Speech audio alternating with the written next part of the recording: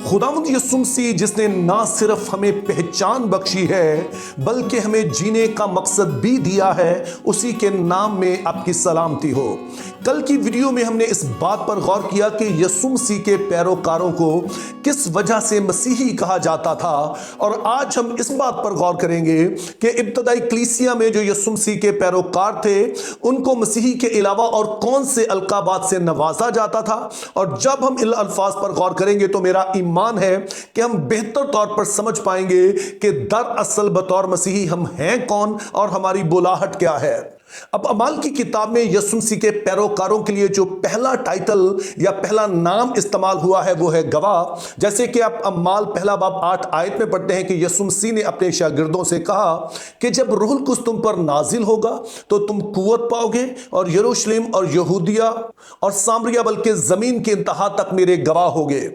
अब हमने यहां पर याद रखना है कि जो गवाह है ये एक जुडिशियल टर्म है, यानी कि एक अदालती इस्तिलाह है, और गवाह से मुराद एक ऐसा शख्स होता है जो कि किसी सच्चाई के बारे में किसी तरह का सबूत पेश करता है, चाहे वो जुबानी हो या किसी और सूरत में हो। और जब कलीसिया को गवाह कहा गया तो इससे मुराद यह है कि जो कुछ यीशु मसीह ने काम किया है, जो कुछ यीशु मसीह है, उसका सबूत दुनिया के सामने पेश करना। मिसाल के तौर पर अगर हम यीशु को निजात दहिंदा कहते हैं तो यीशु मसीह के जो लोग हैं उनकी जिंदगियों से पता चलना चाहिए कि निजात होती क्या है,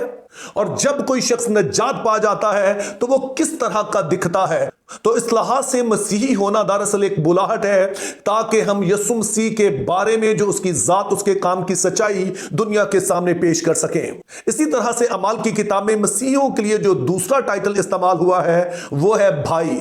और अमाल की किताब में मसीहों को 23 दफा भाइयों की जमात या भाई कहकर पुकारा गया है, और उसका पहला इस्तेमाल हमें अमाल पहला बाब और उसकी 15 आयत में मिलता है, जिसमें कुछ यूं लिखा है, और उन्हीं दिनों पतरस भाइयों में से जो तकरीबन 120 शख्सों की जमात थी खड़ा होकर कहने लगा। तो यहां पर हम देखते हैं कि जो मसीही जो उस वक्त 120 की तादाद में मौजूद थे उनको भाइयों की जमात कहा गया। और यह टाइटल हमें बताता है कि खुदा तमाम मसीहों को किस तरह से देखता है। खुदा की नजर में कलीसिया एक घराना है, और इस घराने के जो लोग हैं उनका आपस में रिश्ता जो है वो बहन भाइयों का है। और जैसे एक घराने के लोग एक ही मेज पर से खाते हैं तो यो हम पाक शराकत लेते हैं, इशाए रुबानी में शरीक होते हैं, वो इसी तरफ इशारा करती है कि दरअसल हम खुदा के घराने के लोग हैं और हमारा आपस में जो ताल्लुक है वो बराबरी की सतह पर है और हमें एक दूसरे की फिक्र करना होती है। अमाल की किताब में मसीहों के लिए इस्तेमाल होने वाला तीसरा लफ्ज जो है वो शागिर्द है, और अमाल की किताब में मसीहों को 27 दफा शागिर्द कहकर पुकारा गया है। अब चूंकि ये लफ्ज हमने अक्सर ही सुना तो इसलिए शायद हम समझते हैं कि हमें इसका पता है, लेकिन उस जमाने के लिहाज से जो शागिर्द होता था इससे मुराद ऐसा शख्स होता था जो कि किसी फिलोसफर को, किसी फलसफादान को अपना उस्ताद मान लेता ताकि उससे वो जिंदगी के बारे में सीखे कि जिंदगी का फलसफा क्या है, और जिंदगी को बामकसद बामानी बनाने के लिए उसे कौन से असूल कायदे सीखने होंगे, कौन सी आदत बनाना होंगी, कौन से तौर तरीके सीखने होंगे ताकि वो अपनी जिंदगी के मकसद को पूरा कर सके। और जब हम मसीहों को शागिर्द कहते हैं तो हम ये कह रहे होते हैं कि हम मसीह के पैरोकार इसलिए बने हैं ताकि हम समझ सकें कि वो जिंदगी को किस तरह से देखता है, वो हमें बताए कि जिंदगी का मकसद क्या है, और वो हमें बताए कौन से ऐसे तौर तरीके हैं जिनको अपनाकर हम जिंदगी को बामकसद और बामानी बना सकते हैं। और फिर अमाल की किताब में मसीहों के लिए जो चौथा लफ्ज इस्तेमाल हुआ है उसके लिए मैं आपके सामने एक आयत पढ़ना चाहता हूं, यानी कि अमाल की किताब उसका दूसरा बाब और 44 आयत है, जिसमें कुछ यूं लिखा है, और जो ईमान लाए थे वो सब एक जगह रहते थे और सब चीजों में शरीक थे। अब इस आयत में जो मसीहों के लिए लफ्ज इस्तेमाल हुआ है वो है जो ईमान लाए थे। अब अगर हम सादा लफ्जों में इसे कहें तो वो बनेगा ईमानदार, लेकिन हैरानकुन बात यह है कि अमाल की किताब में मसीहों को ईमानदार कहने की बजाय उसे इसी शक्ल में इस्तेमाल किया गया। 17 दफा यह बात कही गई मसीहों के बारे में, और 17 दफा ही कहा गया कि वो जो ईमान लाए थे। इस इस्तिलाह को इस्तेमाल करके मुकद्दस लूका दो बातों को हाईलाइट कर रहा है। पहले नंबर पर वो बताता है कि ये वो लोग हैं जिन्होंने मसीह के साथ अभी अपना सफर शुरू ही किया है, लेकिन दूसरी तरफ ये बताना मकसूद है कि ये वो लोग हैं जिन्होंने यीशु को मौदा मसीह तस्लीम कर लिया है, इस बात पर ईमान लाए हैं कि यीशु ही मौदा मसीह है और बतौर मौदा मसीह वो सारा काम जो उसने किया है यानी निजात का काम, हम उस पर ईमान लाते और उसे कबूल करते हैं। और फिर पांचवा और बहुत ही दिलचस्प नाम जो कि अमाल की किताब में मसीहों को दिया गया, उसे उर्दू बाइबल में कहते हैं तरीक, या इंग्लिश में कहेंगे द वे, या फिर the people of the way. और ये अमाल में 6 दफा इस्तेमाल हुआ है, तो उनमें से आइए हम एक आयत पढ़ते हैं, यानी अमाल 9 बाब और उसकी 2 आयत, जिसमें कुछ लिखा है। और उससे दमिश्क के इबादत खाना के लिए इस मजमून के खत मांगे कि जिनको वो इस तरीक पर पाए, खा मर्द खा औरत, उनको बांध कर यरूशलेम में लाए। अब यकीनी तौर पर इस हवाले से वाकिफ होंगे कि किस तरह से साउल जो बाद में पालूस कहलाने लगा, वो एक खत लेता है, एक कहें कि वहां से वो परमिशन लेता है ताकि मसीहों को पकड़े, लेकिन यहां पर कहा गया कि वो उन लोगों को बांधने के लिए जा रहा है, उन लोगों को गिरफ्तार करने के लिए जा रहा है जिनको वो इस तरीक पर चलता पाए, यानी कि जिनको वो इस राह पर चलता पाए। लेकिन अब सवाल हमारे लिए यह है कि इससे मुराद क्या है, तो उसके लिए आइए हम एक हवाला पढ़ते हैं,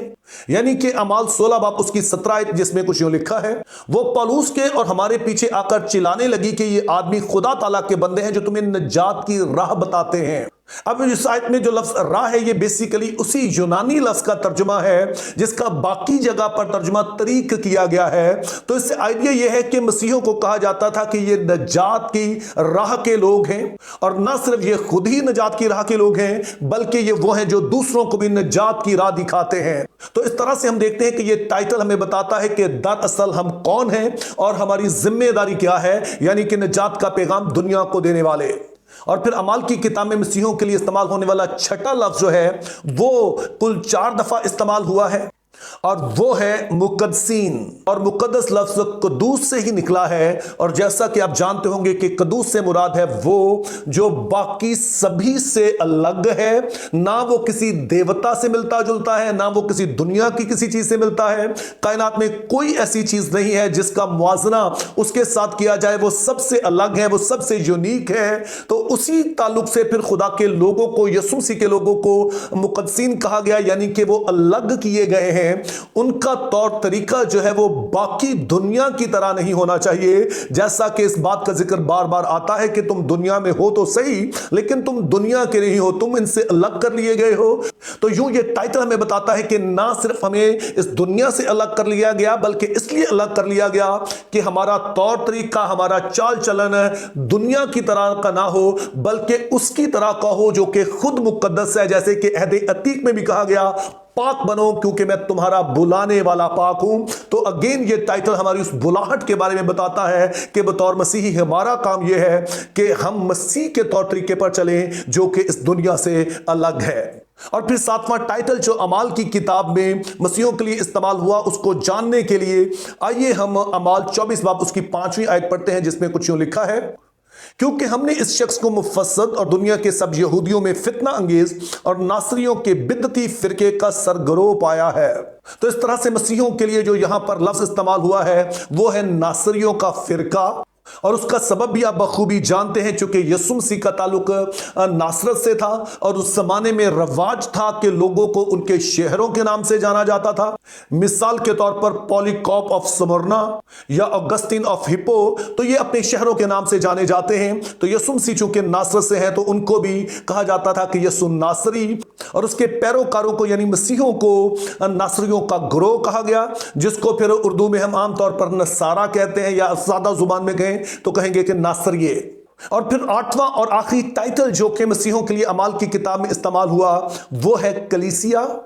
और ये टाइटल कुल 17 दफा अमाल की किताब में इस्तेमाल हुआ है। और ये क्यों इंपॉर्टेंट है उसके लिए आइए अमाल 7 बाब और उसकी 38 आयत देखते हैं, जिसमें कुछ यूं लिखा है, ये वही है जो बियाबान की कलीसिया में उस फरिश्ते के साथ जो कोए सीना पर उससे हम कलाम हुआ और जो हमारे बाप दादा के साथ था, उसी को जिंदा कलाम मिला के हम तक पहुंचा दे।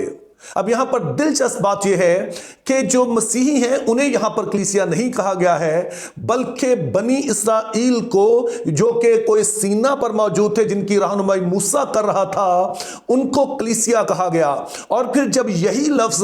यीशु मसीह के पैरोकारों के लिए इस्तेमाल होता है तो दरअसल इन दोनों को हम पल्ला करार दिया गया। और बताना यहां पर यह मकसूद है कि जैसे अहदे अतीक में बनी इसराइल खुदा की जमात, खुदा के लोग थे, अब एक नई जमात वजूद में आई है जो सिर्फ यहूदियों पर, बनी इसराइल पर, जो कि नस्ली तौर पर इसराइली हैं, जिस्मानी तौर पर इसराइली हैं, सिर्फ उन पर मुश्तमिल नहीं है, बल्कि इसमें अब गैर कौमें भी शामिल हैं, लेकिन इनकी हैसियत अब वही है जो कि अहदे अतीक में बनी इसराइल की थी, जो यकीनी तौर पर हम सब के लिए काबिल फख्र बात है। तो मेरी दुआ है कि जब हम इन सारे टाइटल्स पर गौर करते हैं तो आप अपनी जिंदगी को भी देखें कि क्या जो कुछ इन टाइटल्स के जरिए से हमारी पहचान और बोलाहट के बारे में बताया गया है, हम उसके मुताबिक चल रहे हैं या नहीं। अगर चल रहे हैं तो आपको बहुत मुबारक हो, अगर नहीं तो मेरी दुआ है कि खुदा हम सभी को फजल दे के हम ऐसा कर सकें। Think biblically, live purposefully, have a very good day.